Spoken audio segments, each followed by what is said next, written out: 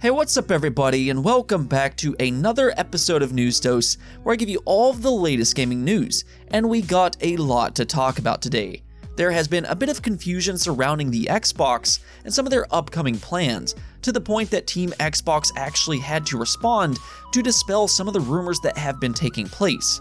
With that said though, there does seem to be a change with Xbox plans, but it's not what everybody thinks it is, so don't go anywhere just yet and we will talk about that. Now also, is Nintendo planning to bring Game Boy Advance games over to the Nintendo Switch online service? Well, with a recent discovery, it may actually be possible, so stay tuned for that as well. But before we get into all that, let's first go over some of the quick news. And first up, I'm going to start with a big one today. It appears both Persona 4 Golden as well as Persona 3 will be heading over to Steam, and we literally just talked about this yesterday. Atlas will be at the PC gaming event on the 13th, and right away people were wondering what they could announce there. Obviously Persona was on everybody's mind, but they're such a weird company, so whether it would actually happen or not was a really big question mark. Well, now Wabi Sabi and Wario64 are both saying that Persona 4 Golden and Persona 3 will be heading to Steam.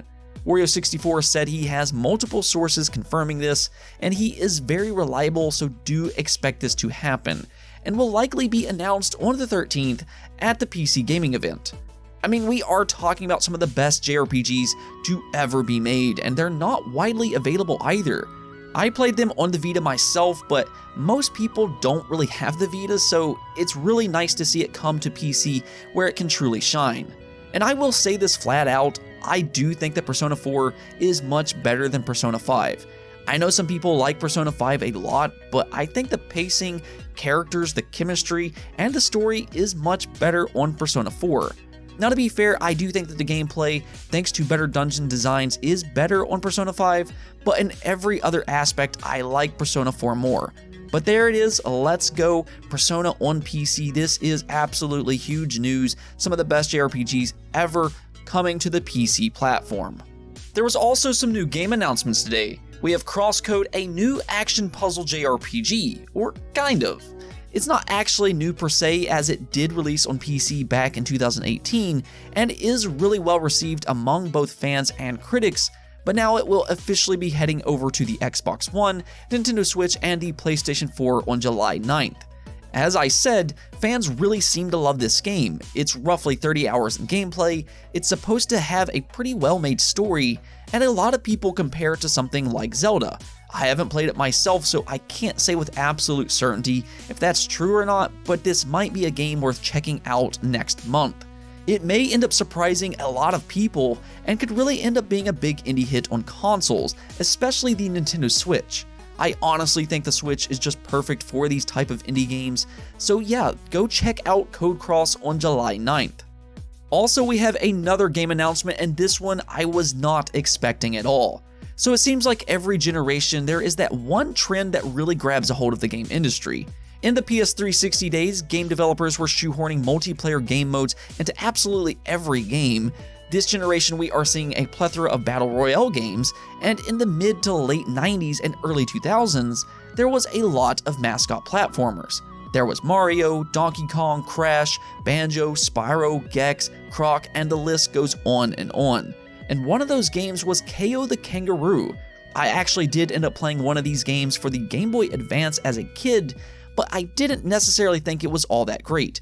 However, it was apparently a franchise that I didn't know about until today, as KAO The Kangaroo not only had a 3D platformer, but the developers are actually going to bring this franchise back with a brand new KAO The Kangaroo. I certainly would not have expected that, but there it is, KAO will have a brand new game. Now, we don't have much details on what that means just yet. It could be for console, PC, mobile, or even all three. We just don't know yet or when to even expect it. However, if you are interested in playing the old game, KAO The Kangaroo Round 2 is free on Steam right now for a limited amount of time, so go check that out if you are interested. The Steam reviews are overwhelmingly positive, so that's a great sign, and hey, maybe it'll give you some feeling of nostalgia playing one of these old mascot action platformers. In other news, Destiny 2 will officially be updated to run 60 frames per second and 4K on both Xbox Series X as well as the PlayStation 5, which is really interesting for a few different reasons. First off, it's just nice to see these type of games get upgraded, but I did talk about this yesterday, and that Sony has not exactly talked much about how their backwards compatibility works on the PlayStation 5. Now, we know that the Xbox Series X supports smart delivery, which means your games on Xbox One will be updated free of charge if the developer decides to do so. Destiny 2, of course, is one of these games using that smart delivery feature, as confirmed by their Twitter post. As you see here though, they also say that you can upgrade for the PlayStation 5 free of charge. Now that could mean a few different things though. It could mean that Bungie took it up on themselves to update for the PlayStation 5 for free, or it could mean that Sony has their own upgrade feature that has not been talked about just yet. And like I said, we talked about this yesterday on Newsdose, and there may be a Bloodborne remaster at the PlayStation 5 event this Thursday for both PC as well as PlayStation 5. The question for me though is, will they make you pay for a remastered Bloodborne, or will it be upgraded for free similar to how smart delivery works on the Xbox Series X? I hope so, because I really do not like the idea of paying for remasters like this. Now, if it was a really old game or something like that, and they did a remake, absolutely, but I'm just not a big fan of remasters of games that are relatively new. That's just my opinion, but we will see what happens. Now, speaking of Xbox, there has been a pretty big rumor circulating among the community that the Xbox event in July was delayed. This is supposed to be the big first-party event where they show off all the Xbox Game Studios games, including Halo Infinite. I'm super excited for this event, so thankfully it's not true that it was delayed. So what ended up happening was that VG247 apparently posted a big article about how this event was delayed or something like that until August. And as you know, the community quickly spread this around to the point Xbox's Aaron Greenberg had to post on Twitter that this July event was not delayed. His exact words were, "We have not pushed anything back. Our plans remain to have our next digital show in July, and our teams are working hard on that." So that's good news, and I'm glad that Aaron stopped that rumor from spreading even further, but that's a pretty big thing to be wrong about for a website like VG247. As you saw from the tweet, VG247 did take that article down, so I don't know exactly what it said before, other than that people were talking about how the July event was being delayed until August.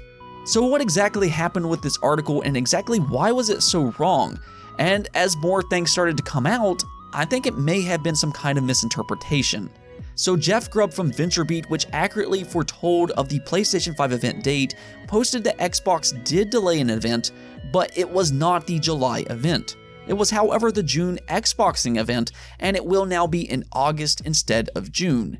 What exactly was this Xboxing event though, and why would Xbox delay it? And I do have a theory on that. I have been hearing that the Xbox June event was going to be hardware related, and we have still yet to hear about Xbox Lockhart, the more affordable next generation Xbox. Now, Xbox Lockhart may not ever happen, but based off everything that we do know, Microsoft was working on Xbox Lockhart. So if this is a thing, and I believe it is, then when will they announce it? I think that June may have been that event, but I think Xbox may have delayed it because they want Sony to announce the price of the PlayStation 5 first. We are seeing a lot of cat and mouse with the PlayStation 5 and the Xbox Series X regarding price. I don't even think that Sony will announce the PlayStation 5 price this Thursday. I do think it's a very real possibility that we don't get a price there, so it very well could end up being July or even August until we get an official price for both the Xbox Series X and the PlayStation 5. I still believe that they will both end up being $500, but if Lockhart is a thing, it could come in at $100 cheaper. Team Xbox on multiple occasions said that they wanted to come into this generation with the power advantage and the price advantage. So Xbox Series X does have that power advantage, we've seen that. So now it's about getting the price right. I think they will try to match the PlayStation 5 with the Series X, and then Lockhart will swoop in with the lower price. Now none of this is confirmed just yet, so do keep that in mind. Jeff Grubb has proven to be accurate in the past, but who knows, maybe the Xbox June event will still end up happening, so I guess we will have to wait and see. I will ask you though, what do you think of this mind game between Sony and Microsoft with the pricing of the next generation consoles?